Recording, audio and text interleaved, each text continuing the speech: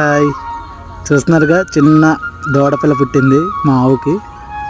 నేను చూడడానికి వైజాగ్ నుంచి ఇక్కడికి వచ్చేసాను. చూడడానికి చాలా ముద్దుగా ఉంది. కరెక్ట్గా నిన్న ఈనింది. ఒక రోజు అవుతుంది, 24 hours దూడది.